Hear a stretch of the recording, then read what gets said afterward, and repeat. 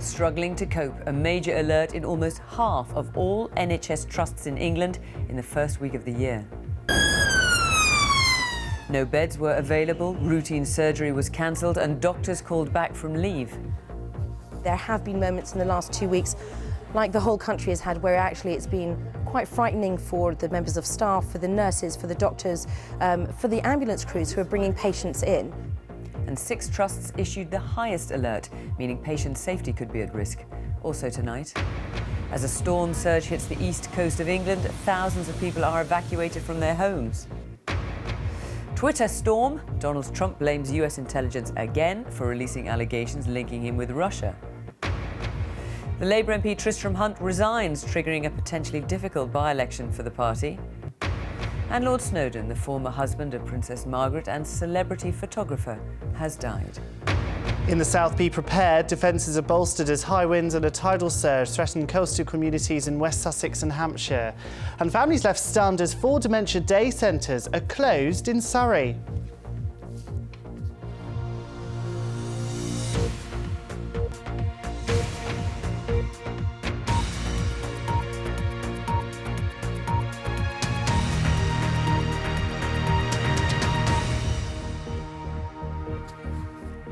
Good evening. There's been further confirmation of the difficulties within the NHS as it's emerged nearly half of all hospitals in England declared a major alert in the first week of the year.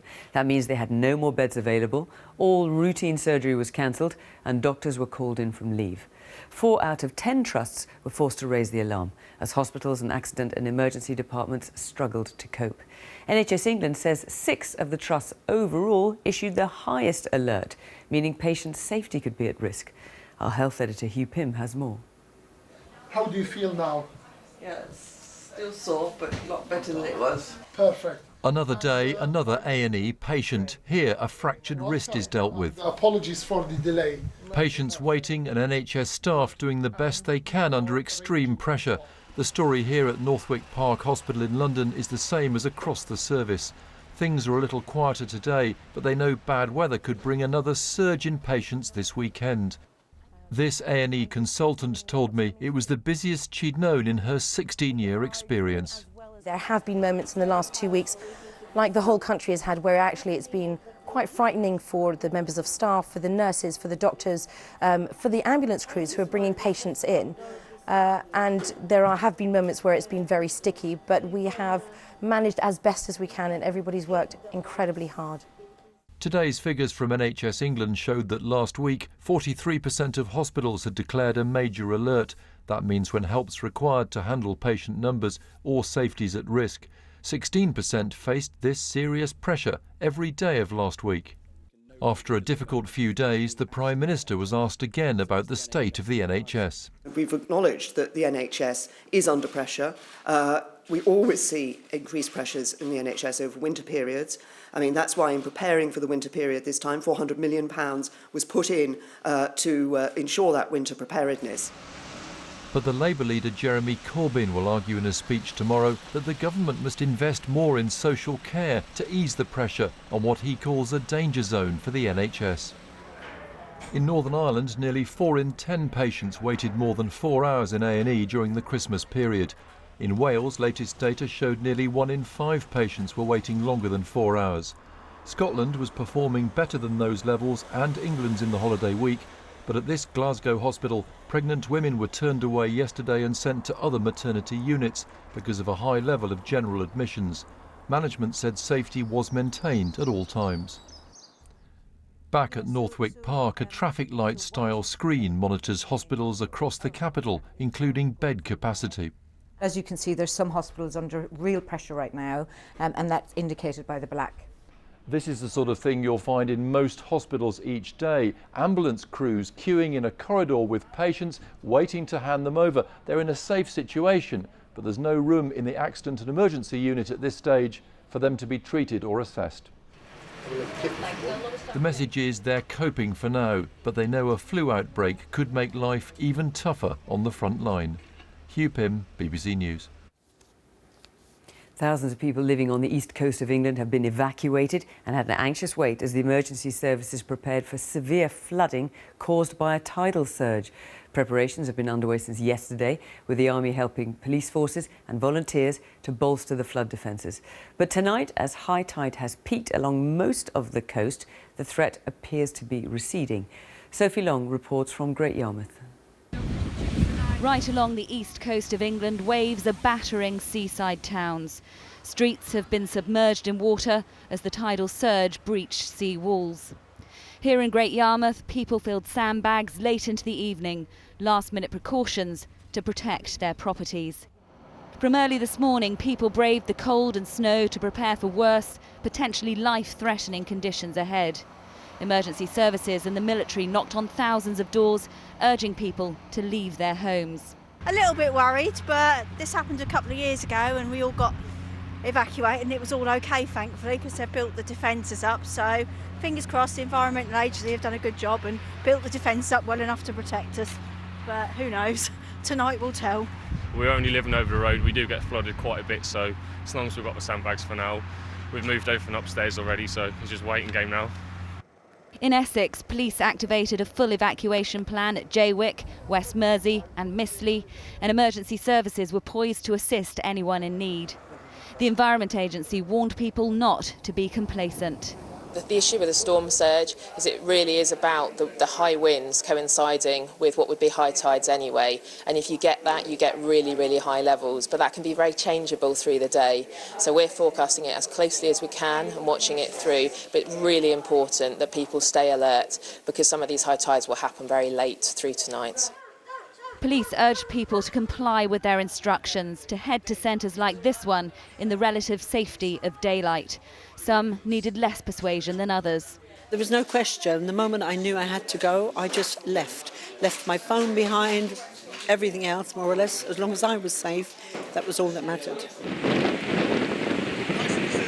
Earlier, waves crashed over the lighthouse at Seaham and breached sea walls in Scarborough, forcing those who chose not to stay away to run for cover. And much of Whitby has been drenched in water as communities up and down the country battle against the elements. Well, Fiona, you can see how high the water got here, but that is now starting to recede. And tomorrow, people will be able to return to their homes and hopefully breathe a sigh of relief. Further down the coast, though, to the south of here, people are still bracing themselves. In Essex, high water isn't due until after midnight. For people there, the worst could still be to come. Sophie in Great Yarmouth, thank you. Donald Trump has accused political opponents, including members of his own Republican Party, of putting together a dossier of what he called totally made-up claims linking him to Russia. In a series of tweets, the president-elect described those behind the allegations as sleazebags. He also singled out the former British intelligence officer believed to be responsible for the dossier, calling him a failed spy. From Washington, Nick Bryant reports. There are storylines that could easily come from a Cold War spy thriller and plot twists involving sex allegations and potential Russian blackmail that even the TV series House of Cards might bulk at.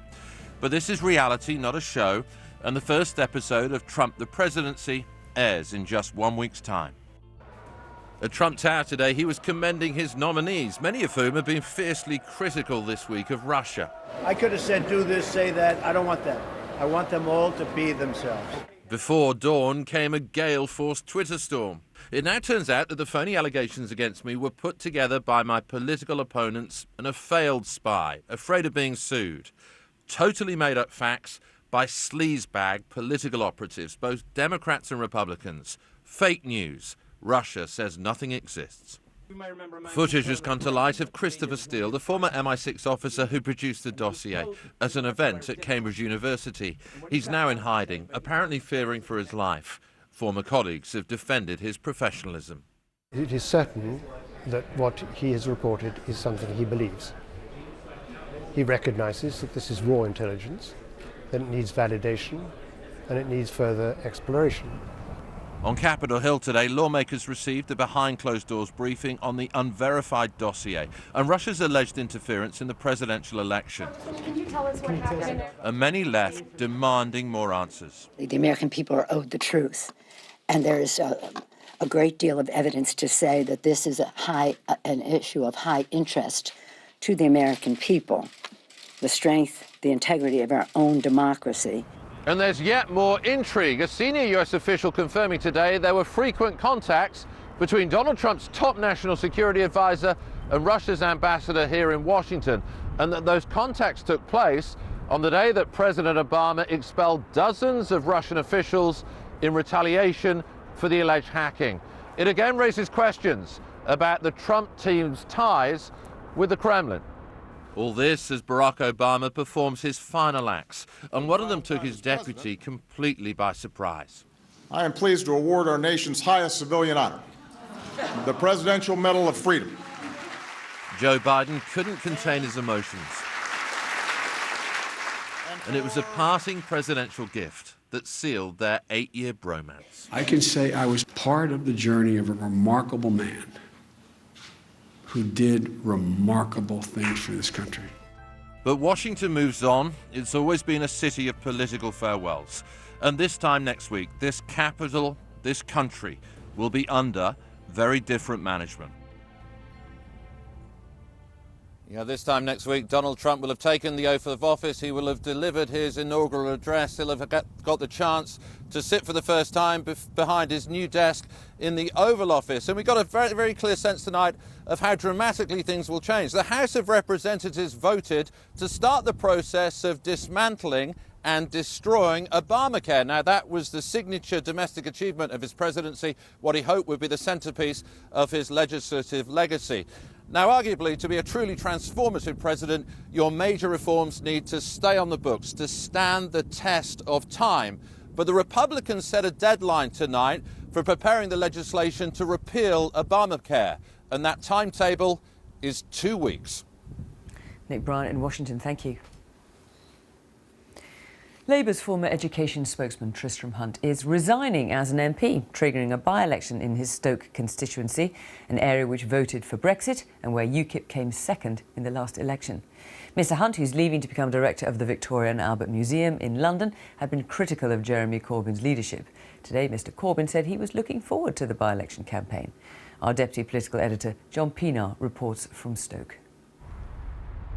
Stay with Labour, convinced they'll lose, or walk away and leave politics behind. Tristram Hunt chose to walk. His leader doesn't like it, but for this famous TV historian, when I caught up with him in Stoke today, this job offer was too good to turn down. It's a very tough decision to leave Stoke-on-Trent, but being director of the Victoria and Albert Museum, the greatest museum of art and design, was my dream job, and it was not something I could turn down. Look, you've been pretty clear that Labour is heading for trouble with Jeremy Corbyn as leader. You haven't changed your mind, have you? I have had differences with Jeremy in the past, but I'm now off to be a museum director, an impartial director of a great museum, and so it's not the time to rehearse those differences now. You told Jeremy Corbyn you were stepping down earlier today. How did he take it? I spoke to Jeremy this morning. He was incredibly gracious. He was interested in the job. He was interested in the Victoria. And also, I imagine, rather disappointed. Well, he was a bit thrown. No one wants this on Friday the 13th. He was pulling his punches today, but his verdict on Labour's leader is firmly on the record. We are facing a historic wipeout of the Labour Party. Today, Jeremy Corbyn's glossing over troubles ahead. No, I don't want anyone to resign. I don't want to lose MPs, but he has taken this position as director of the V&A. Good luck to him, and we'll have a by-election. Yet here in the Staffordshire Potteries, Stoke is just the kind of industrial city where many working-class voters feel overlooked, on the wrong side of the global economy. Most voted for Brexit here, and UKIP came second by 5,500 votes last election. Labour's never lost here, but ask anyone, this will be a hard test for Labour and its leader. UKIP, Labour, it's always going to be in the balance whether Labour get in or not. Is Labour going to have a tough time holding on here? They're going to have more tougher time, I think. Politics is so muddled now. Traditional Labour voters sort of don't know how to vote now because of the Brexit thing. You want Labour to win here. You're a Labour man, right? Historically, yes. Historically, but today there's no clear choice. UKIP seems keen for the fight. Tristram Hunt has left fundamentally because he feels he has a brighter future away from Jeremy Corbyn and the Labour Party. We're confident that there's a large number of voters in the Stoke Central constituency that are going to feel exactly the same way. For Labour, this is a difficult time for a by-election. It's in a tough place and it's not the only one. Some Labour MPs I've spoken to have told me they're either preparing to quit politics before the next election or resign to defeat when it comes. Labour will have to throw everything into this campaign, which, if they fail, will make losing all the harder to bear. Just now, this fight will gauge, can Labour hold its ground, or are traditional supporters turning their backs and walking away? John Pinar, BBC News, Stoke. Lord Snowdon, the former husband of Princess Margaret and celebrity photographer, has died. He was 86 years old. The first commoner to marry a king's daughter for 450 years, the then Anthony Armstrong-Jones married Princess Margaret in 1960. Theirs was the first royal marriage to be televised. But they separated after 16 years and eventually divorced. Our royal correspondent Nicholas Witchell looks back at his life. He was the society photographer who took pictures of the royal family and who married one of its leading members. It was in 1960, at the start of a decade of considerable social change, that the then Anthony Armstrong-Jones married the Queen's younger sister, Princess Margaret. He was an untitled commoner. She was the princess who, a few years earlier, had had to renounce her love for a royal official because she was divorced. With unbounded enthusiasm, acclaimed Princess Margaret and her husband when they appeared on the balcony. The couple brought glamour to the British royal family. They travelled widely. This was them on a visit to San Francisco. A-list celebrities before the term had really been invented, presenting an image of Britain more in keeping with the informality of the time. Although he became the Earl of Snowdon, he continued to work as a photographer. This was a portrait he took of his wife wearing a tiara in the bath. He photographed many show business figures. This was a portrait of David Bowie. He was also a talented designer. One of his proudest achievements was the aviary at London Zoo. The Queen wanted, above all else, her sister's happiness, and her sister seemed to have found happiness with this very different young man who was extremely artistic, very talented, and I think people really respected him for that. By the late 1960s, the couple had 2 children, but their marriage was in serious difficulty. Both were having affairs. In 1976, Lord Snowdon announced that he and Princess Margaret were to separate. Naturally, desperately sad in every way. As a child, he'd contracted polio.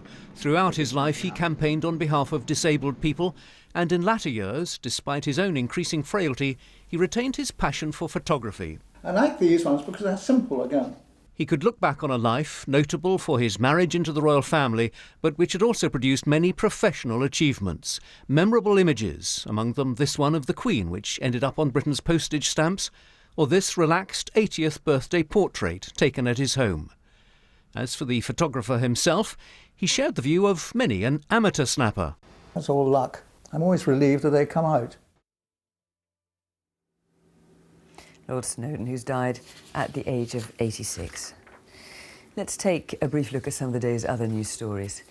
Turkey has ruled out withdrawing all of its troops from Cyprus as part of any reunification deal unless all Greek troops also leave the island. The two sides have been holding talks aimed at resolving Cyprus's future.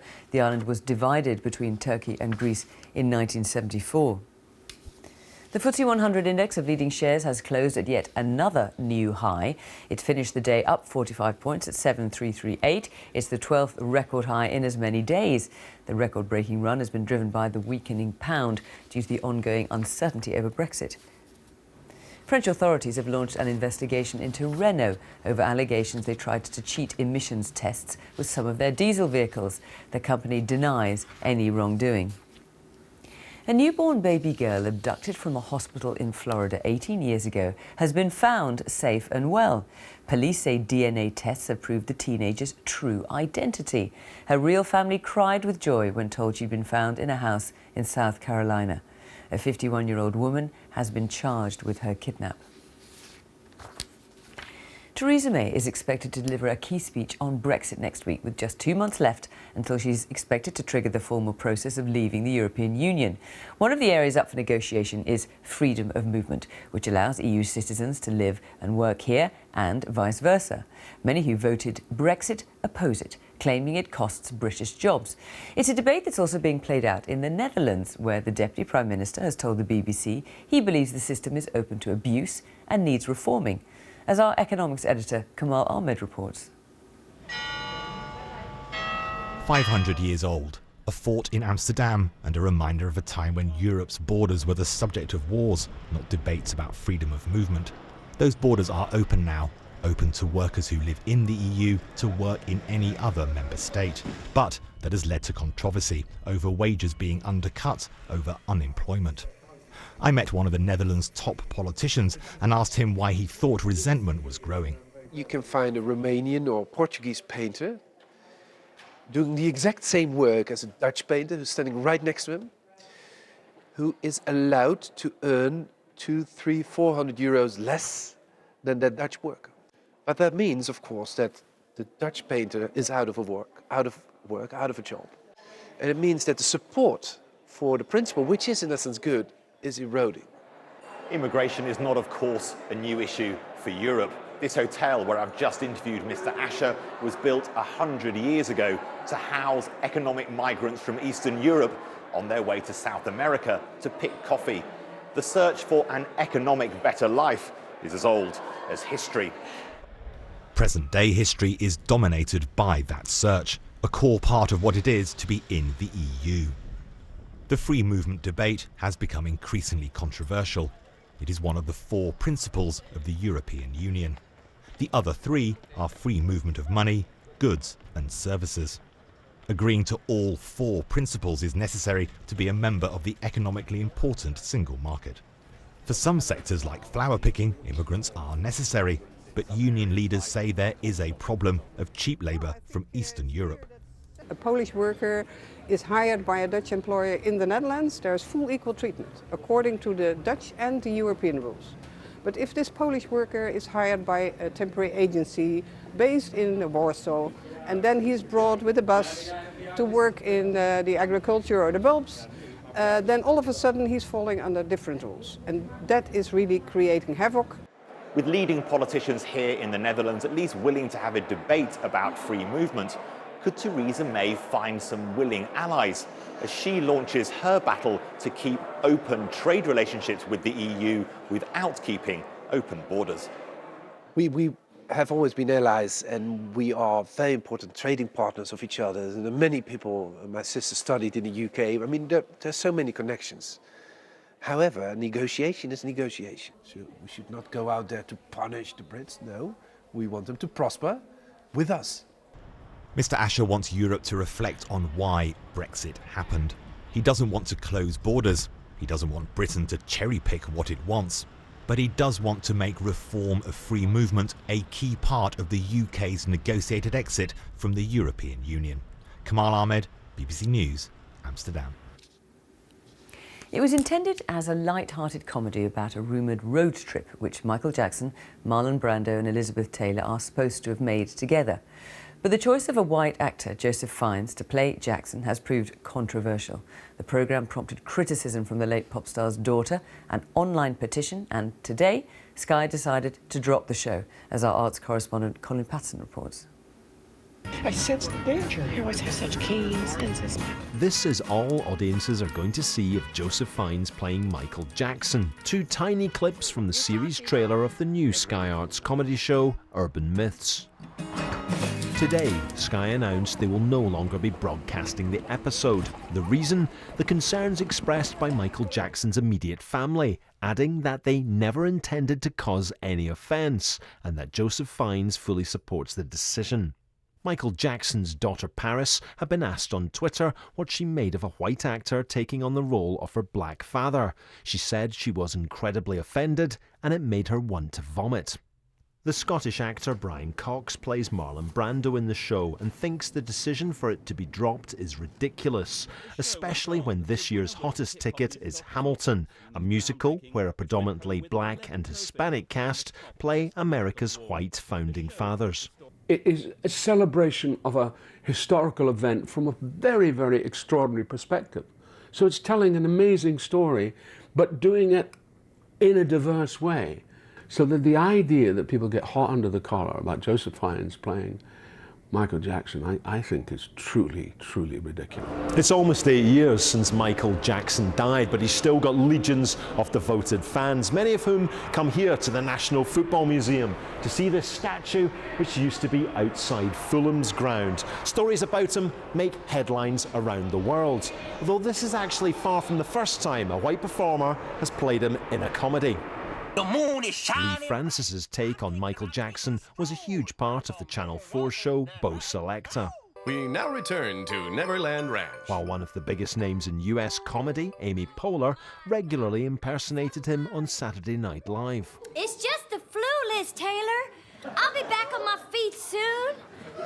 Moonwalking. When probably the most famous black performer, certainly ever, is being cast, they still cast a middle-class white guy from London. I can understand why people would be a little bit annoyed by that, yeah.